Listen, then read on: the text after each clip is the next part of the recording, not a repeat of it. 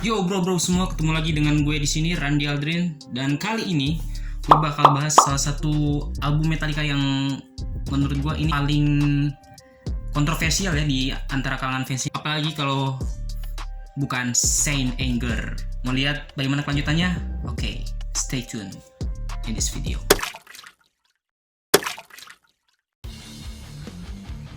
Bagi kalian yang kenal dengan grup band Metallica ya, band yang telah berdiri sejak tahun 1981 ini, mereka udah menghasilkan sekitar total 10 album. Dan yang terakhir, updatean terakhir itu adalah Hardwired to Self-Destruct yang dirilis pada tanggal 18 November 2016.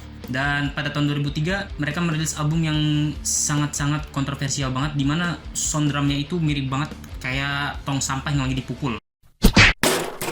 Hey Vsauce, Michael here. Album ini bisa dibilang lumayan kontroversial ya, karena selain soundnya mentah, itu mereka nggak memoles album tersebut. Jadi kayak ibaratnya tuh kayak di mixing gitu.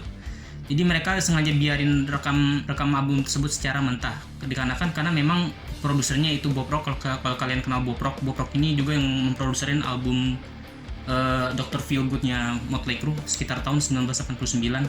Nah, dia ini direkrut oleh Metallica sekitar tahun 1991 untuk memproduksi dari album Black yang lebih dikenal dengan album Self-Titled Metallica dari tahun 1991 sampai ke album Saint Anger di tahun 2003. Dari sekian banyak album Metallica, era 91 sampai era 2003 yang paling jelek.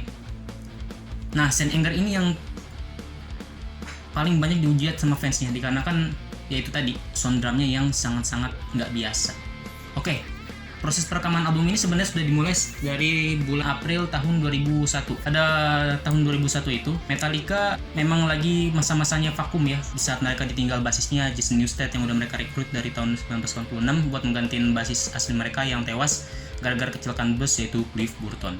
Oke, setelah Jason Newsted keluar, nah mereka tuh kan kayak lagi dalam masa-masa krisis gitu ya, dikarenakan juga vokalisnya James Hetfield ini masuk ke rehabilitasi. Jadi James Hetfield ini bisa dibilang frontman-nya Metallica ya. Jadi dia itu kayak yang menulis semua lagu-lagu Metallica, dan dia juga yang menjadi salah satu founder utamanya Metallica. Nah, karena James Hetfield ini masuk rehabilitasi, akhirnya album tersebut ditunda rekamannya sampai sekitar tahun 2002. Setahun setelah rehab, akhirnya James Hetfield keluar dan berusaha untuk melanjutin proses perekaman album ini. Yang dimana emang banyak banget konflik, terutama James dan Lars itu ya, tentang albumnya bakal gimana-gimana. Akhirnya mereka memutuskan untuk membuat sebuah album yang sangat unik. Nah, sebenarnya untuk masalah sound drum yang kayak kaleng rombeng itu bermula dari si Lars Ulrich itu kayak dia hanya sekedar iseng-iseng aja dia matiin bunyi snare drum ya. Snare drumnya itu dimatikan dan akhirnya menghasilkan suara yang unik.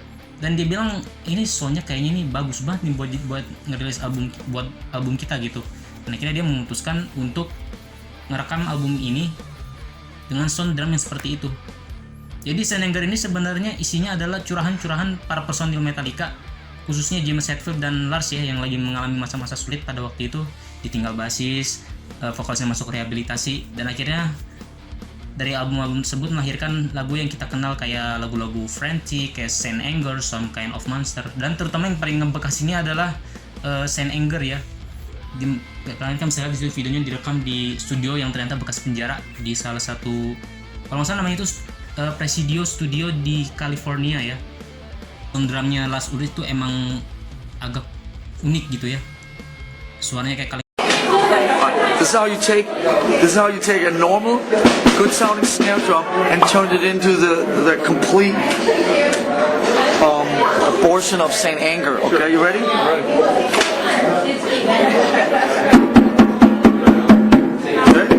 So what you do is you disconnect. You see that thing up there? Yeah. That's called the snare. That's the actual snare.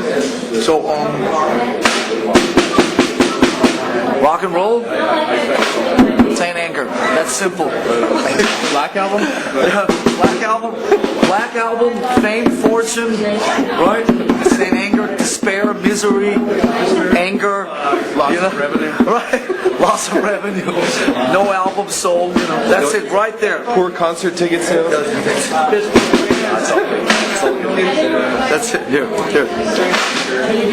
Happy, mad, Anger. right? So there you go. but it's really that simple. All right, man.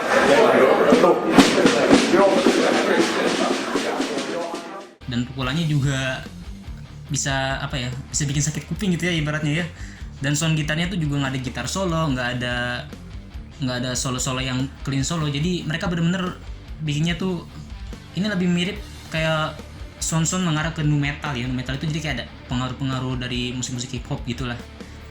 Ya cuma ini bisa dibilang versinya Metallica ya. Kalian bisa dengar sendiri vokalnya James Hetfield itu kayak orang nge-rap gitu ya, kayak orang nge-rap sambil marah ya.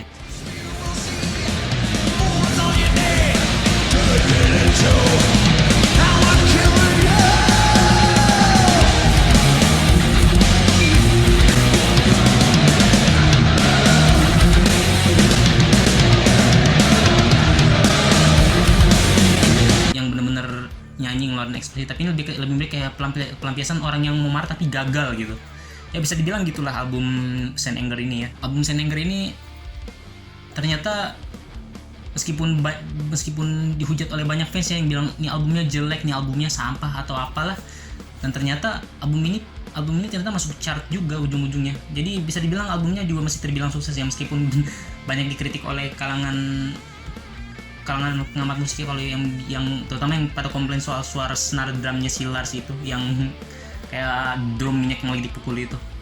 Ya kira-kira begitulah sekelumit tentang album Saint Anger ini. Dan buat kalian yang nanya kenapa suaranya kayak gitu, karena memang sengaja direkam begitu. Mereka yang pengen hasil rekamannya benar-benar mentah dan nggak dipoles sama apapun. Jadi benar-benar mixingnya itu serta mastering albumnya itu benar-benar dilakukan secara alami, nggak pakai mastering segala macam kayak album-album sebelumnya yang sound drumnya jadi lebih smooth gitu. Jadi ini benar-benar dibiarin kayak mentah. Oke, sekian buat kali ini. Jangan lupa kalian comment, share, like, dan subscribe, and see you on the next video. Bye bye. Assalamualaikum warahmatullahi wabarakatuh.